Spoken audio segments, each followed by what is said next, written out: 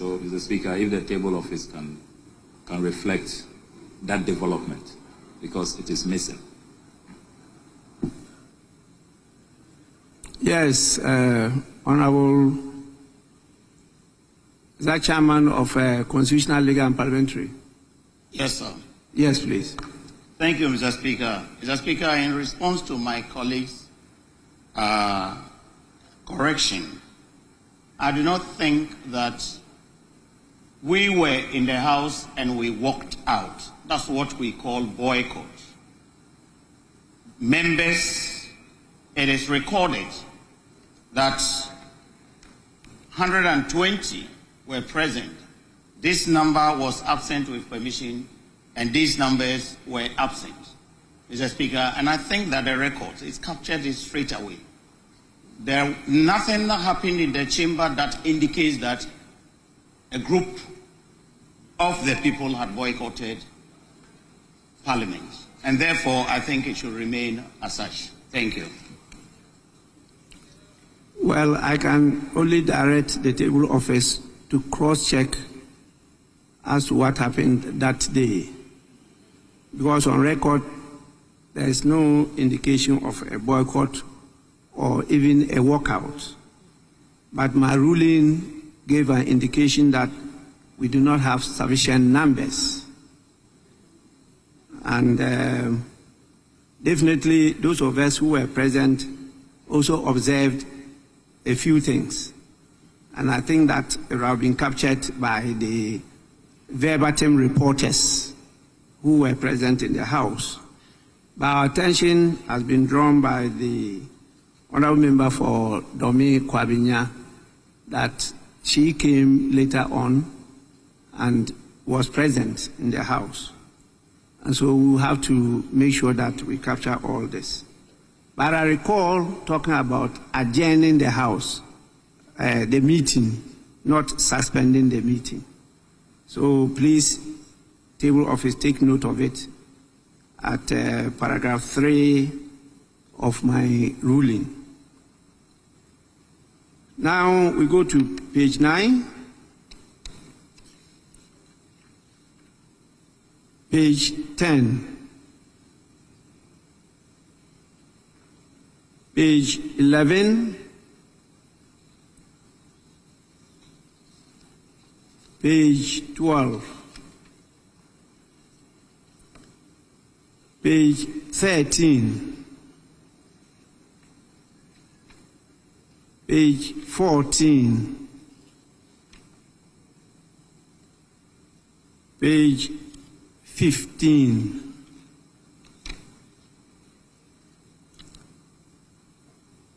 Page 16. Page 17.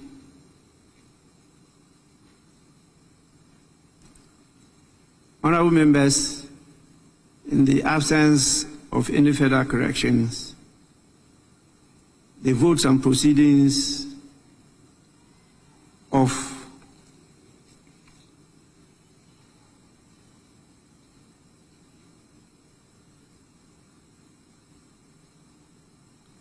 Tuesday, 22nd October 2024 are hereby adopted as a true record of proceedings. We now take Thursday, 7th November 2024, page 1, page 2, page 3,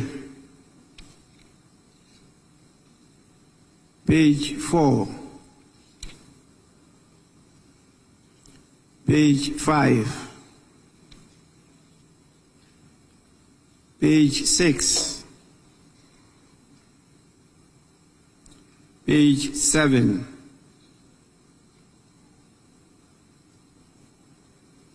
page 7. Yes, please.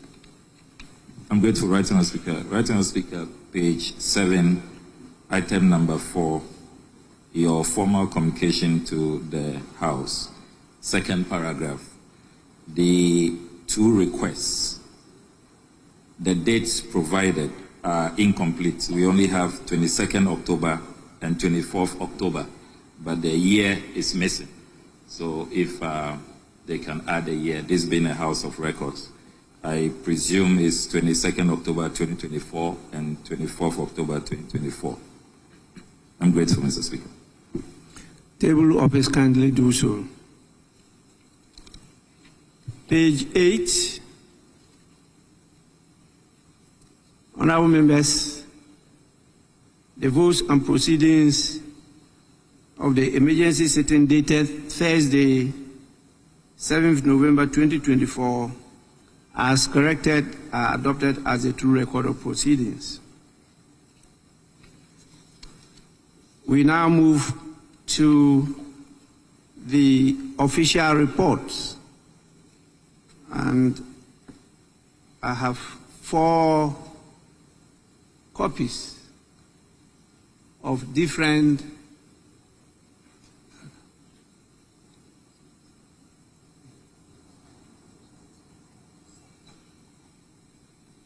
sorry, my attention has been drawn to the fact that Honorable Osei Mensah was on his feet. Sorry. Yes. Mr. Speaker, not really a matter of controversy. I thought that is for consistency. Mr. Speaker, you adjourned the sitting of 7th November 2024 on account of the prevailing situation in the House. That you took cognizance of the fact that a group of members were not present in the House. And then you proceeded to, on account of that, you proceeded to adjourn the House sine die. That was on the 7th of November 2024. Speaker, on Tuesday, 22nd October 2024, when you adjourned the House, it was an account of prevailing circumstances. 1, and you yourself mentioned it, the prevailing circumstances. 2, the question on the composition and constitution of Parliament. And 3, having regard to public interest. These were the 3 reasons that you cited, and then you proceeded to adjourn the House. Mr. Speaker, I'm just juxtaposing the 2 circumstances. Same thing. And in that regard, what you did will not qualify for a ruling, because I've heard people refer to the fact that you made a ruling. A ruling on what? A ruling is only made when there's a matter in contention, and then you come in to give your interpretation and how the House should proceed. So what you did, captured on page 8 of the votes and proceedings of Tuesday, 22nd October 2024, which has been described as your ruling, with the greatest respect. The adjournment was an account of the prevailing circumstances, and you related to it. And as far as I'm concerned, that will not qualify for a ruling of the House. Mr. Speaker, thank you. Yes, please. Mr. Speaker, we are correcting votes and proceedings. There's nothing here that says that the Speaker gave a ruling. There's nothing. So, Speaker, page 8 says Speaker informed the House. So it was information coming from Mr. Speaker. As for what other people have said on radio, it cannot be part of our votes and proceedings. Well, I take it that the word ruling has been used loosely, because the votes and proceedings are very clear. They refer to what happened that day as formal communications. On both instances, it's captured there as formal communications. But what is generally understood by many, particularly the public, is ruling. And so we are all caught up. Even I have fallen a number of times into that trap, and I've used it a number of times. So it's not a formal ruling, but just communication to the House. And I think that the former majority leader was drawing our attention to it. But Honorable Mama Yarga is right. We are correcting the votes and proceedings of the House, and there's nothing referred there to ruling. It's just information to members. It's a formal communication. Yes, Member of Parliament for Domi Kwabenya. Thank you very much, Mr. Speaker. Mr. Speaker, also to take you back to the vote and proceedings, which you've already cleared, but I just want to draw your attention to something on page 14 about the Committee on Employment, Labour Relations and Pensions. Honourable Comfort Doyo originally is not a member of the committee, but the matter that we were considering was bothering in her, or was happening in her constituency. And I remember that every time that we met, she made herself available. So if it can be captured as in attendance, at least it would capture the true reflection of what happened on that day. She's always been part of our meeting as the Member of Parliament in the Adan area where the electoral chair issue occurred, not as a member of the committee, but as the sitting Member of Parliament who has shown concern. Thank you. The table office kindly take note. Anyway, let's now look at the official report, starting with the one on 5th July 2024, which is a Friday. The proceedings of that day has been captured verbatim in the official report. Any corrections? Honorable members. Yes, please. You don't have copies? No, right, Mr. Speaker. Yes, please. We don't have copies. What about the 9th, 10th, and 11th July? These are all none. Then we'll have to take it another day. Please, table office, take note of that and get copies across to members. Honorable members, we move to the next item. Business statement. Chairman, Business Committee.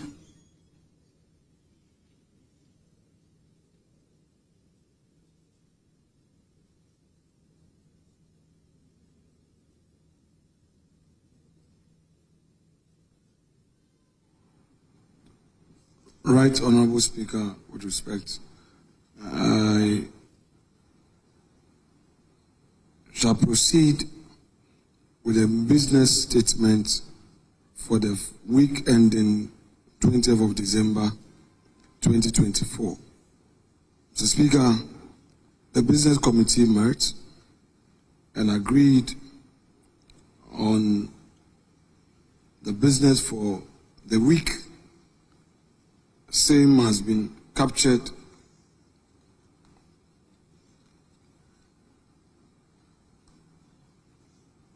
by a 9-page document signed by my very self and attached to this report.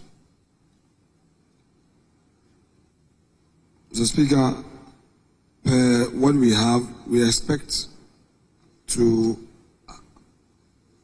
not only end on Friday, but Mr. Speaker, if you would permit, we may have to add Saturday to the sitting so that we could adjourn for the Christmas and then come back. Mr. Speaker, all these that have been proposed are conditioned on resolving some critical outstanding matters, particularly statutory payment and other matters that members expect action on. I expect the whips to take this matter up, the majority and the minority whips to take the outstanding statutory payment matters up, so that it will pave the way for us to have a smooth deliberation for the week. The Speaker, the report has been circulated to all members, and I shall proceed to resume my seat, and let's invite comment from members so that we bring a finality to the program for the week. Thank you very much, Mr. Speaker.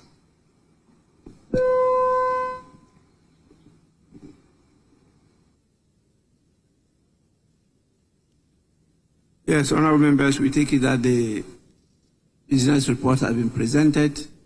Any comments? Yes, Honorable Haruna Idrisu.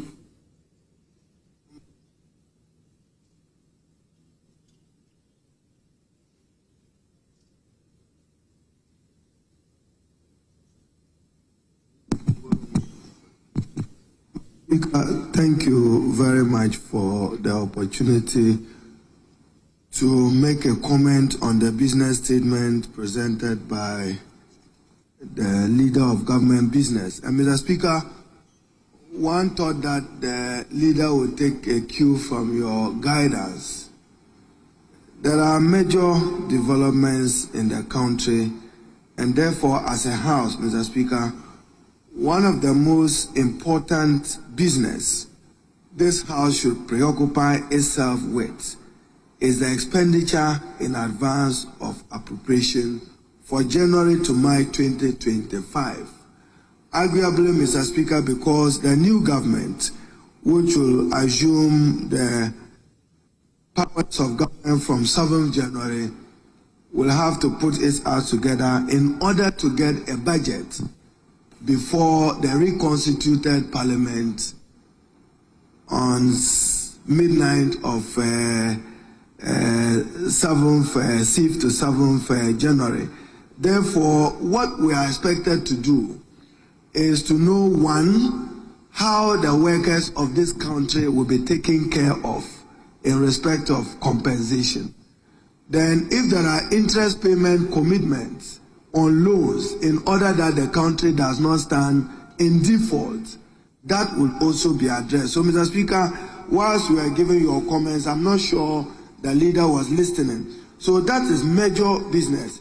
As for wanting to commit the new administration to some of the policy guidance, Mr. Speaker, we note that this government has a mandate until midnight of 6th January. But cautiously, they should be guided that they are not committing the incoming administration to some fiscal and budget constraints with some of the decisions they want to make. So he should, as you guided, Mr. Speaker, some of it that he wants to, some of the business he wants to take, even though he says that he wants understanding and consensus, he should be guided and prioritize government business. Our first major business should be the expenditure in advance of appropriation that this House must concern itself with. The other business can wait. Thank you, Mr. Speaker.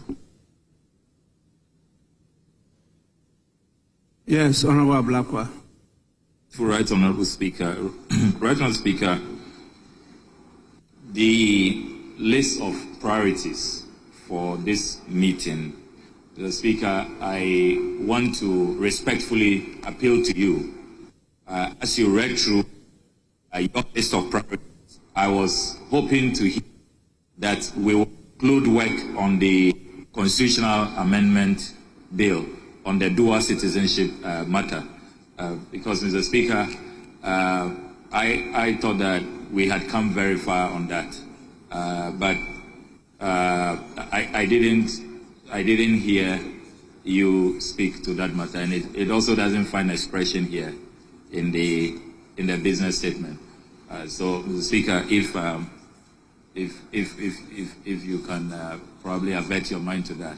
Then, Mr. Speaker, the second issue that I want to raise relates to the tall list of tax waivers that the majority leader continues to present to this House in business statements. Mr. Speaker, we have stated our position on this matter. And considering the fact that all of these matters have been voted against and rejected by the Ghanaian people, why is the majority leader still putting it in the business statement and wanting to get us to work on these matters, which are so unpopular? A tall list, over 40 tax waivers, Mr. Speaker, and this will have serious fiscal implications for the next government.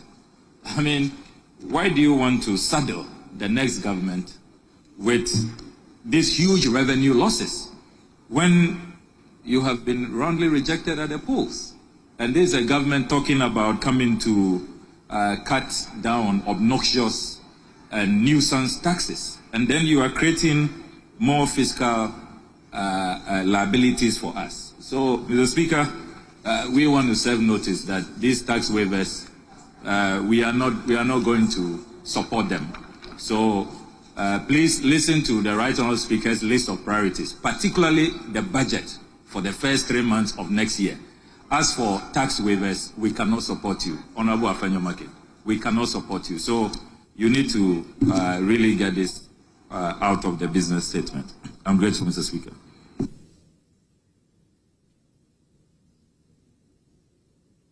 Yes, Chairman. Yes, Honorable Dr. Matthew Opoku-Prempeh. Opoku-Prempeh, yes. It's not hyphenated. It's not. It's not. Only the NAPO is together. Yes. Thank you, Mr. Speaker. Mr. Speaker, I thought the minority leader and the majority leader have come to an understanding as far as government business that we can pursue this session that we are undergoing.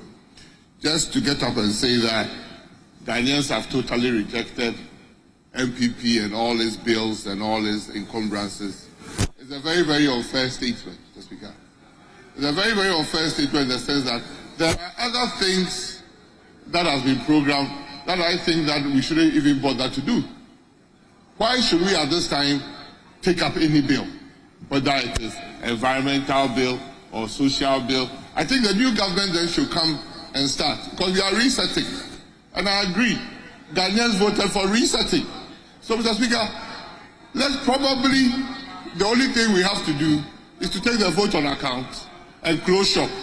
We should not continue with any business here, because like Honorable Okujeto said, and rightly so, Ghanaians have voted for the resetting agenda of Nkoko Nkiti. So, not only that, Mr. Speaker, apart from the vote and proceedings and maybe his end of service benefits that he's very much interested in, every other thing, social protection bill, second reading of bills, third reading, so that we have enough time to do Article 71 business and do vote on account, such that, yes, if it is not worth doing, it's not worth doing. Please. So we have agreed on resetting. Let's close shop on everything. Do those that are interested in that will further his own personal interest. And close shop. Thank you. Honorable members, we don't need to debate this matter. I've guided the House because I know what happened at the end of 2000. And I know what happened at the end of 2008. I know what happened at the end of 2016. I know the statements that incoming governments made and the outgoing governments. And we are following those good practices. And so before I gave the proposals in my statement, leadership had a bite on it. Where they agree, I captured it. Where they disagreed, I eliminated it. So I just simply said the items are captured in my statement, sequence them so that we can handle them, because I thought the number one priority is the expenditure in advance of appropriation. In fact, I was told that we will start it today. I'm aware that a request was also made for the Public Accounts Committee reports because of the nature of those reports. And so I captured those things for our consideration. Beyond that, not for the determination of the 8th Parliament. Then the 9th Parliament will come to continue if the new government considers it necessary to proceed with. So let's take to this agenda and let's get some business done. Please.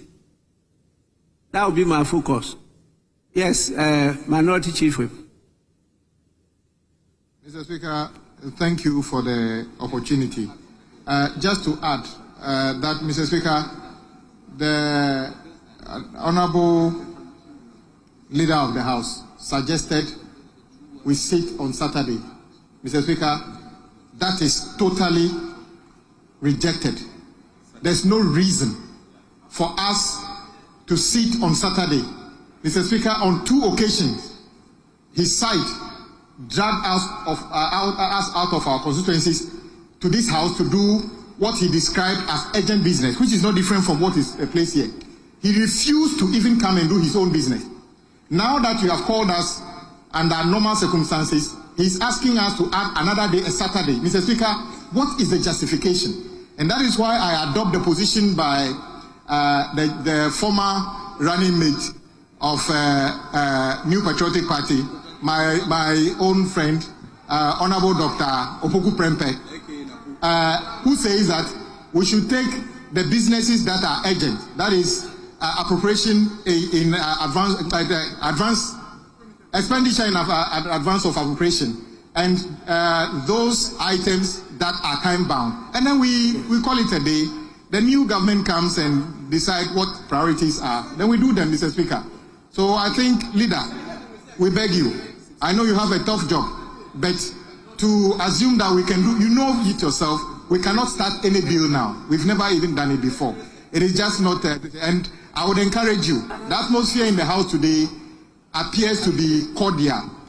I entreat you to entrench the peaceful nature of this House towards Friday.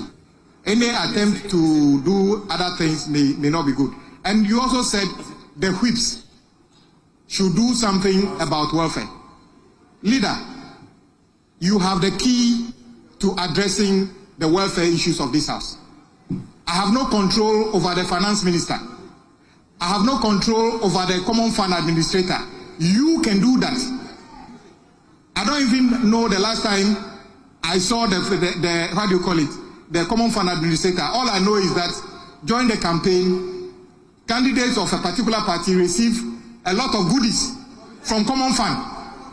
It's not from her. It's not from her. Okay. Honorable Dr. Opoku Prempeh said that it's not from her. I just said, I didn't mention any name. I said they receive goodies.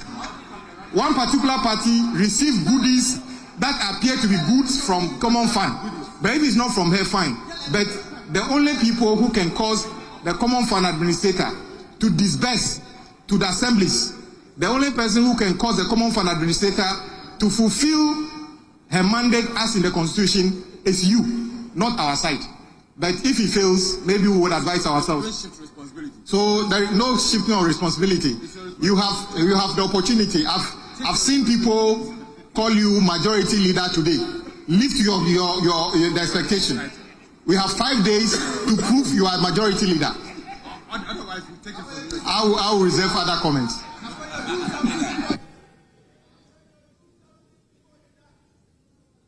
Honorable members, we are on the business statement. Yes, Chairman, Business Committee, and Majority Leader.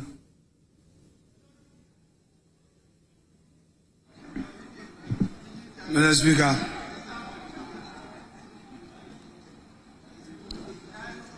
these items that have been listed on the business statement have not suddenly arisen.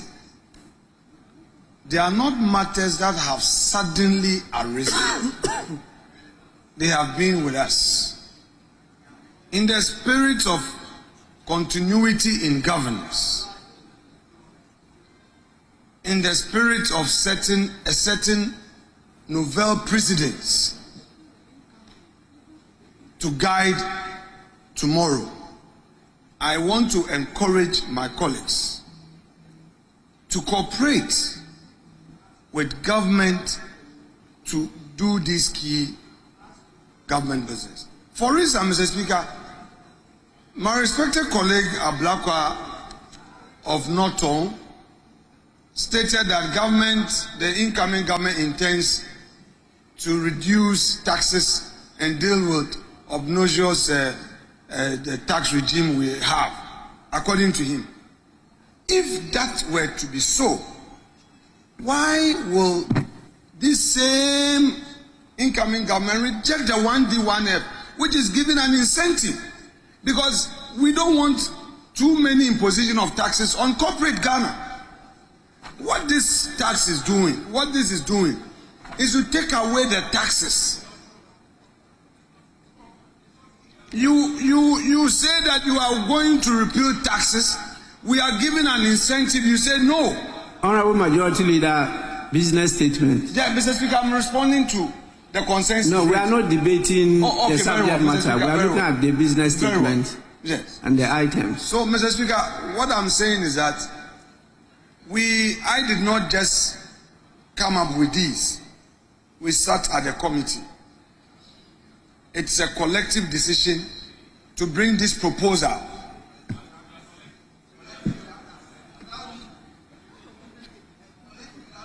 Mr. Speaker, they should know that they are coming into government too. This opposition posture, you better change. I mean, you are no more in opposition, or you better stop that your behavior. You should change your behavior.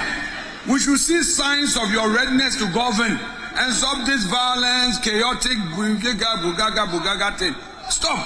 You are now. Honorable members, please. We are not just in a conversation. We are in a parliament and we have rules. These items found space on the order paper because they are pending business. And so if you look at the standing orders, you have to keep on capturing them on the standing orders because they are business before the House. They were earlier on admitted by the Speaker. They were presented to the House. They are before us and they are not completed. So they will always find space on the standard in the order paper. But I have stated clearly that in view of the limitation of time and the season, we will not do justice to this business if we decide to take them now. As a result of that, we should take just a few key items that can keep the wheel of governance going and the public interest attended to. And that is why I mentioned those items, particularly as they've been agreed to by both sides of the House. And so let's take to that. The others, there will be no time to consider them if we really want to do good business for the people of Ghana. Please, let's move on. There are other things that I want to inform you. But yes, Minority Leader.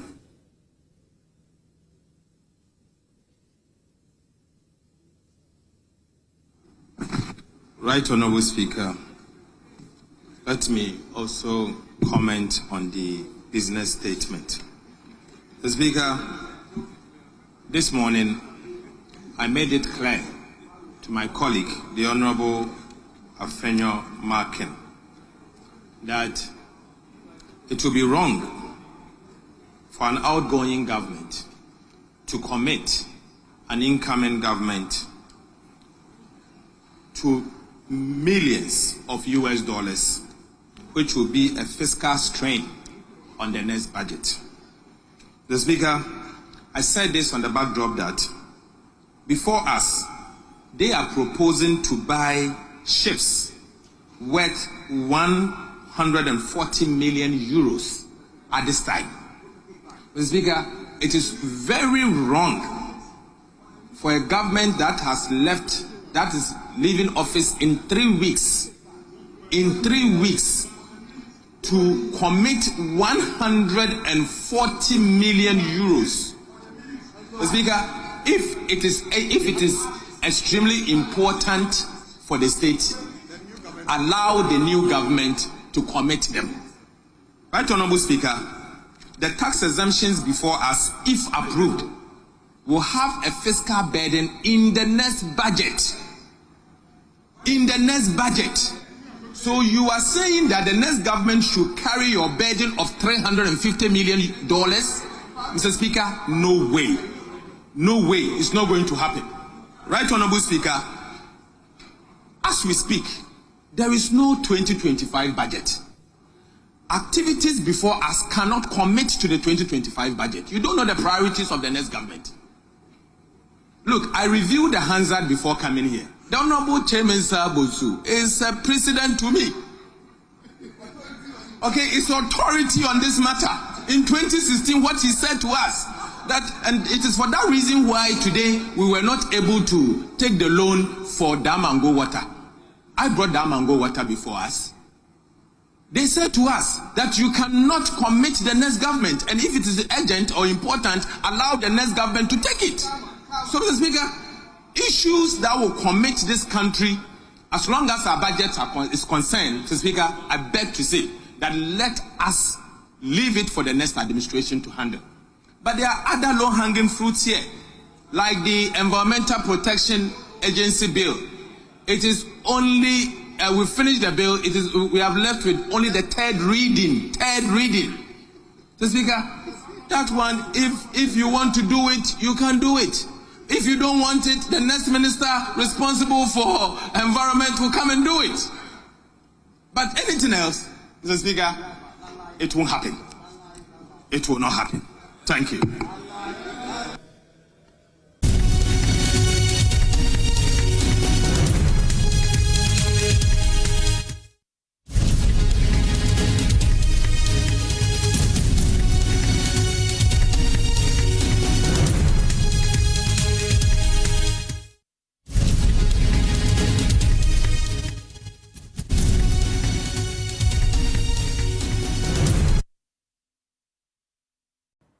Hello there, and you've been watching the live coverage of Parliament proceeding nearly 2 months after it was adjourned, but now it's been recalled. And today a lot has been happening in Parliament. My colleague Kukwa Sante is there, and so do not worry. We'll be bringing you details of everything that happened in Parliament later in our subsequent bulletins. But right now, though, welcome to the polls.